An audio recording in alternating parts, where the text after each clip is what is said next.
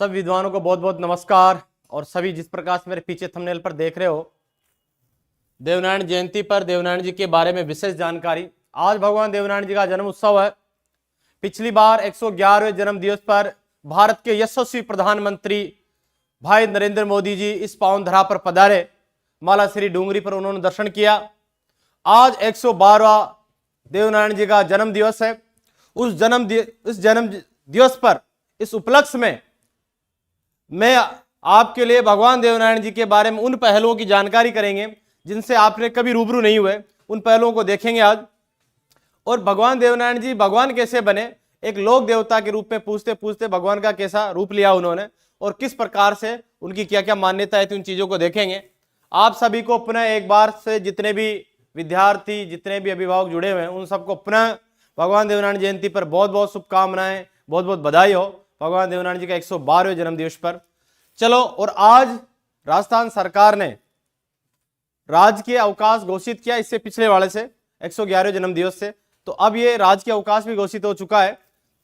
तो मैं ले चलता हूं आज भगवान देवनारायण जी की जयंती के उपलक्ष्य में आपको भगवान देवनारायण जी से अनछुए पहलुओं पर, ऐसे अनछुए पहलू जिनके बारे में आपको कभी जानकारी नहीं थी, बात करते हैं। सबसे पहले मैं ले चलता हूं आपको भगवान देवनारायण जी का जन्म कहां पे होता है, किस प्रकार से। देखिए, ध्यान दीजिए, कुछ अनछुए पहलू। भगवान देवनारायण जी का जन्म, भगवान देवनारायण जी का जन्म, इनका जन्म होता है प्यारे बच्चों 1243 ईसा पूर्व। 1243 ईसा पूर्व इनका जन्म होता है ईस्वी में। भगवान देवनारायण जी का जन्म जो है माघ शुक्ल पक्ष छठ सात की रात, छठ सात शुक्ल पक्ष माघ शुक्ल सप्तमी को होता है, छठ सप्तमी को, छठ सात की रात। अब बात करते हैं भगवान देवनारायण जी के जो पिताजी थे, उनका नाम था, पिता का नाम सवाई भोज। सवाई भोज और के बारे में कहा जाता है कि इनके पिताजी और 24 भाई थे जो बगड़ावत थे। इनके जो दादाजी थे वो बाघ सिंह जी थे। दादाजी बाघ सिंह जी। इनके जो दादाजी हुआ करते थे उनका नाम बाघ सिंह जी था। ऐसे कहते हैं बाघ सिंह जी ने 24 रानियों के साथ शादी की थी और इन 24 रानियों से जो है 24 बगड़ावत हुए। बाद में ऐसा कहा जाता है, इसका रूपांतर धीरे धीरे बिगड़ गए तो बगड़ावत कहलाए। खैर, ये तो व्याकरण की बात है। लेकिन 24 बगड़ावत सूरवीर थे। उसमें जो सबसे बड़े बड़े योद्धा थे जिनके नाम से बड़ा बगड़ावत फेमस रहे, सवाई भोज, ये भगवान देवनारायण जी के पिताजी थे। इनकी जो माता थी वह थी साडू खटाणी।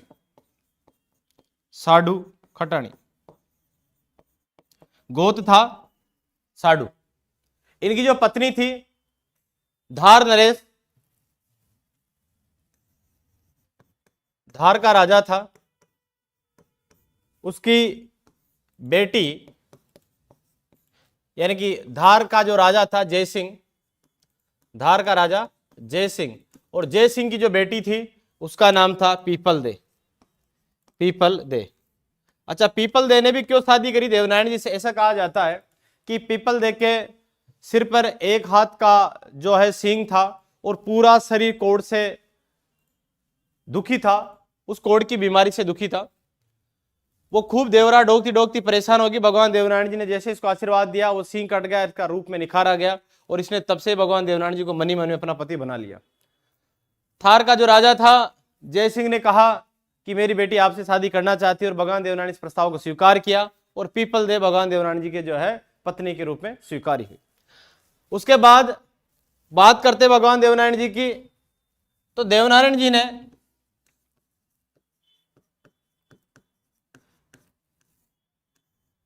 जी ने लोक कल्याण के लिए अनेक काम किए। भगवान देवनारायण जी को आयुर्वेद का ज्ञाता कहा जाता है। आयुर्वेद के इतने महान जानकार थे ये। उसके बाद अगर मैं बात करूं आपसे भगवान देवनारायण के बारे में, भगवान देवनारायण ने इनके जो चारों 24 जो इनके पिताजी और 24 भाई थे जो बगड़ावत थे, जो रानी जयंती थी, रानी जयंती या जयंती, रानी जयंती ने जब ये जयंती ने जब इनके 24 भाइयों के शीश मांग लिए युद्ध में लड़ते लड़ते, उन्होंने आस्ते आस्ते अपने शीश दे दिए। इस प्रकार से इनकी मृत्यु होती है ऐसा कहा जाता है। खैर आगे बढ़ते इस चीज को लेकर, लेकिन इन्होंने कर्तव्य निष्ठा, सत्य निष्ठा और ईमानदारी के साथ में अपने जो पिताजी और का जो बदला पूरा करते हैं ये, और एक सत्य की स्थापना करने के लिए एक साधारण इंसान को जो है भगवान के रूप में पूजा जाता है। और इन्होंने ऐसा काम किया, इन्होंने छुआछूत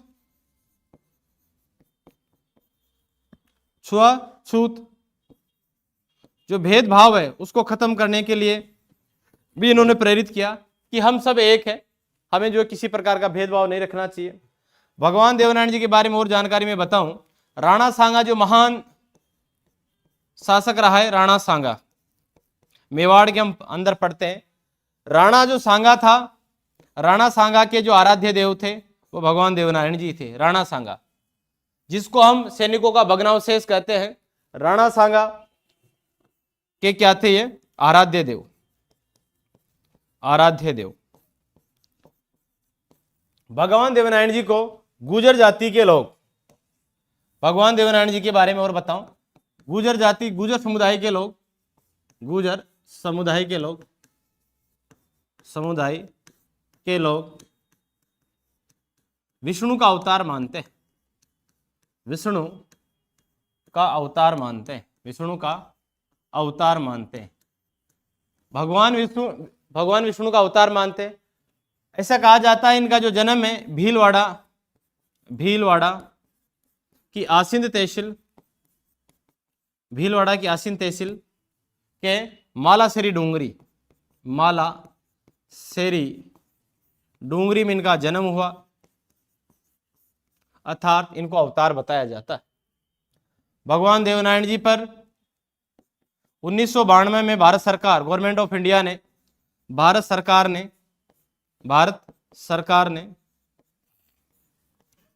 ने इनकी फड़ पर 5 रुपए का डाक टिकट जारी किया, 5 रुपए का डाक टिकट जारी किया, 5 रुपए का डाक टिकट जारी किया गया। फड़ क्या होती है?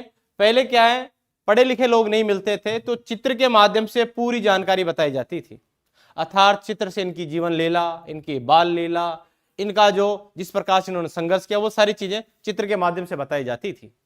अर्थात हम यूं कह सकते हैं कि फड़ के अंदर इनका पूरा जीवन स्टोरी होती थी, अर्थात बायोग्राफी होती थी। तो 1992 में भारत सरकार ने इनकी जो फड़ थी उस पर 5 रुपए का डाक टिकट जारी किया। उसके बाद 2011 में खुद भगवान देवनारायण पर